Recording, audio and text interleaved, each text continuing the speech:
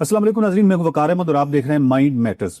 میرے ساتھ حمزہ علی عباسی صاحب موجود ہیں اور حسن الیاس صاحب موجود ہیں، اور آپ کے ساتھ جو آج کا میرا موضوع ہے وہ اخلاقیات کے حوالے سے، اور ہم سنتے رہتے ہیں آپ کو غامدی صاحب کے ساتھ اخلاقیات پہ بہت ہی اچھی گرفت اور بہت ہی کمال کام ہے۔ نفسیات میں جو اخلاقیات پہ کام ہوا ہے اس میں ہم دیکھتے ہیں کہ ایک کنکریٹ موریلٹی کا کنسیپٹ آتا ہے، اور وہ اخلاقیات وہ ہیں جو کہ ایمپتھی بیسڈ ہے۔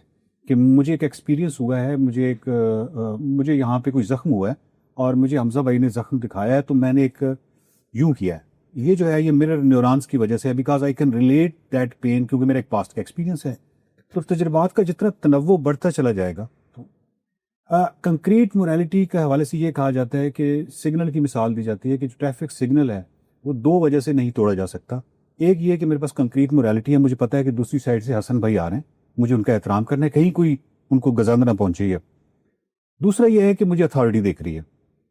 تو کہا یہ جاتا ہے کہ کنکریٹ موریلٹی ایسی ہے جو تنہائی کی بھی اخلاقیات ہوتی ہے، وہ تنہائی میں بھی آپ کو کیونکہ ہم دلی پہ مبنی ہوتی ہے۔ میں آپ سے یہ پوچھنا چاہتا ہوں حسن بھائی کہ جو ہماری مذہبی اخلاق، اور پوری دنیا کی ہم بات کریں تمام مذاہب کی، وہاں پہ ہمیں یہ کمزوری نظر آتی ہے، اس کی کیا وجہ؟ جی بہت شکریہ جناب، بہت اچھا سوال ہے آپ کا۔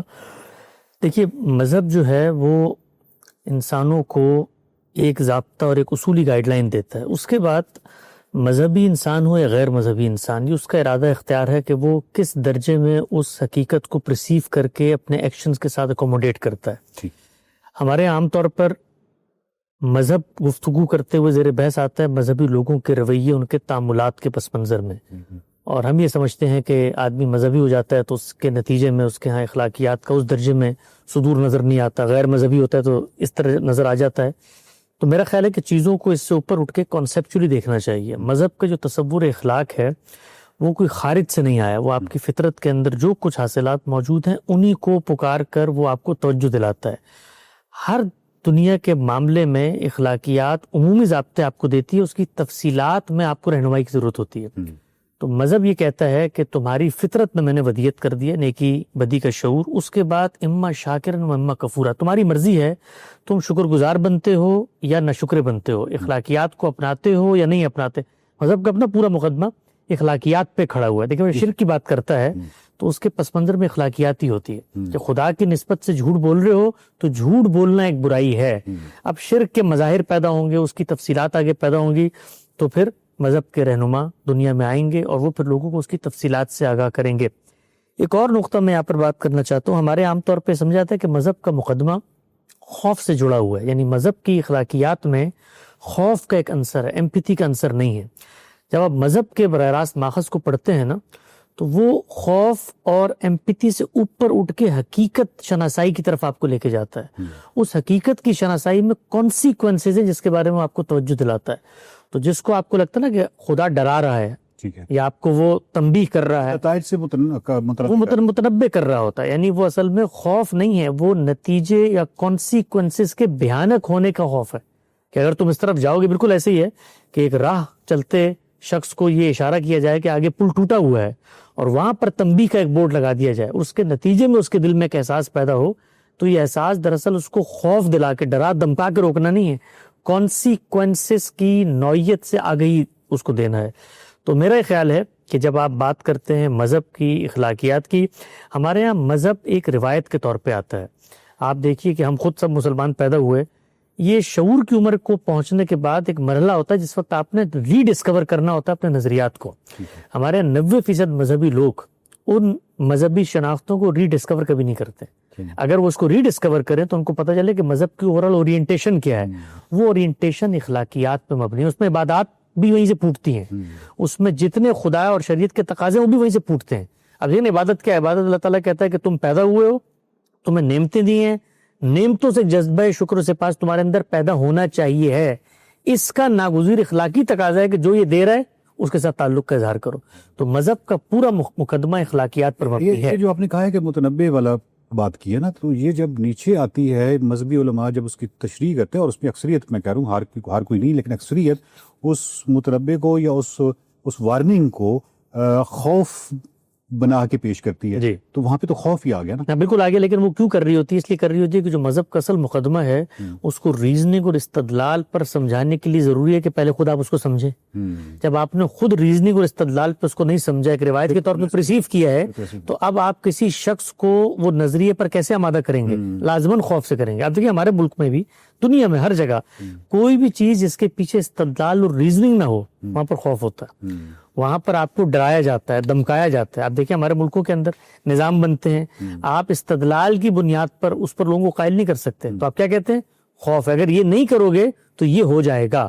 تو ہمارے مذہبی لوگ عمومی طور پہ یہ جو خوف کا مقدمہ بیچتے ہیں، اس کی وجہ یہ ہوتی ہے کہ استدلال ان کو خود نہیں معلوم، ریزننگ خود ان کے سامنے واضح نہیں. حمزہ بھائی آپ کا تو تعلق آرٹ سے ہے، تو ہم یہ دیکھتے ہیں کہ سائیکالوجی میں بھی ہم یہ دیکھتے ہیں کہ جو لٹریچر ہے اس کا ہم دلی کے زیادہ ہونے میں، آپ کے اندر یہ جو صلاحیت ہے ہم دلی کی، اس کو زیادہ کرنے میں لٹریچر کا بہت اہم کردار ہوتا ہے. میں نے منٹو کو یا ٹالسٹائی کو یا کسی کو پڑھا، مجھے ضروری نہیں ہے کہ مجھے اس وقت وہ افسانے یاد ہوں یا وہ تمام کردار یاد ہوں، بٹ وہ افسانہ یا وہ تمام چیز میرے لاشعور میں کہیں نہ کہیں بیٹھ گئی.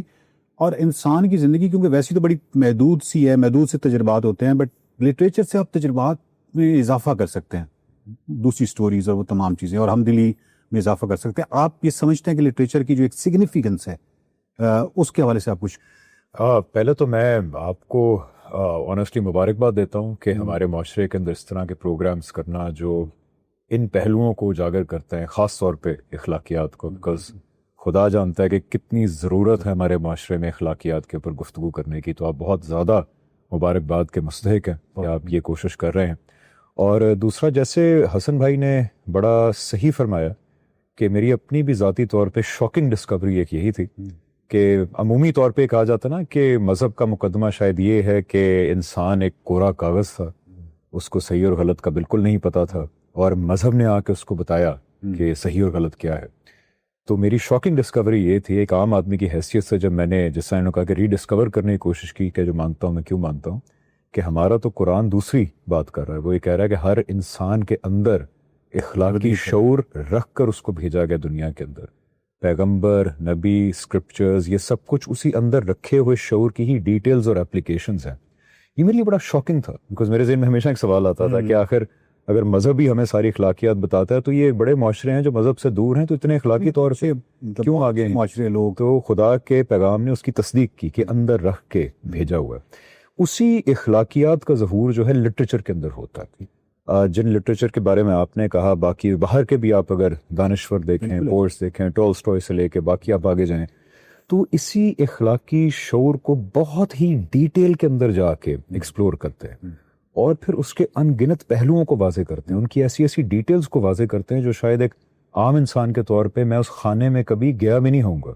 اس لیے لٹریچر ایک سوسائٹی کے لیے اس کو سیریسلی لینا، اس کو آگے پڑھانا، اس کی نیوانسز پہ بحث کرنا، یہ بہت زیادہ ضروری ہے کہ ہم ان اخلاقیات سے فائدہ اٹھا سکیں اور ان سے سیکھ سکیں. لیکن ہمارے معاشرے کے اندر بہت ہی ایک بدقسمتی رہی ہے کہ آرٹ کو، لٹریچر کو ہمیشہ مذہب سے متصادم قرار دیا جاتا ہے. عجیب بات، صحیح بات. ہمیشہ اس کو ایک کلیش کے طور پہ پریزنٹ کیا جاتا ہے، بیکاز جو بہت پاپولر انٹرپریٹیشن ہے مذہب کی، وہ تو کہتی ہے کہ ہر طرح کا آرٹ، لٹریچر یہ تو فضولیات ہیں، یہ تو لغو چیزیں ہیں، اور اصل میں تو یہ معاملہ ہے. تو یہ میرا خیال ہے کہ ان دونوں کو ملانے سے ہمارے بہت پازیٹیو امپیکٹ ہو سکتا ہے، جہاں ہمیں مذہب کے اندر جا کے دیکھنا ہے کہ ہماری کبھی کبھی یہ ہوتا ہے اصل میں کہ ہمارا اندر کا اخلاقی شعور بہک بھی سکتا ہے ایپلیکیشنز میں آ کے، تو وہاں پہ مذہب آ جاتا ہے، اسکرپچرز آ جاتے ہیں جو آپ کو پھر اخلاقی شعور کو صحیح ڈائریکشن میں لانے میں بڑی اہم رول ادا کرتے ہیں.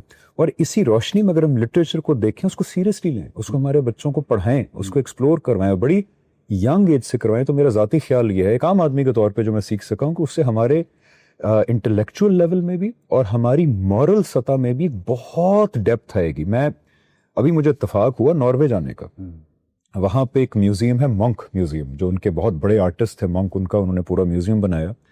اس کے اندر پینٹنگز ان کی لگی ہوئی ہیں، اور ان پینٹنگز کے ساتھ ان پینٹنگز کی ڈسکرپشن ہے کہ انہوں نے، مونک نے اس پینٹنگ میں کیا دکھانے کی کوشش کی. آپ یقین کریں میں وہ 1.5 گھنٹہ جو میوزیم میں گزارا، مجھے اتنی اخلاقی تعلیم ملی ان کی ڈسکرپشنز کہ اس نے کون سے نفسیات کے کون سے پہلو کو اجاگر کرنے کی کوشش کی، انسان کے کسی نیگیٹو پہلو کو، کسی پازیٹیو پہلو کو. تو کاش ہم اسی سطح پہ جا کے قومی سطح پہ ان چیزوں کو سیریسلی لیں اس میں بہت مورل اور اخلاقیات کی خیر موجود ہے اس کے اندر. بہت شکریہ حمزہ بھائی، بہت شکریہ حسن بھائی.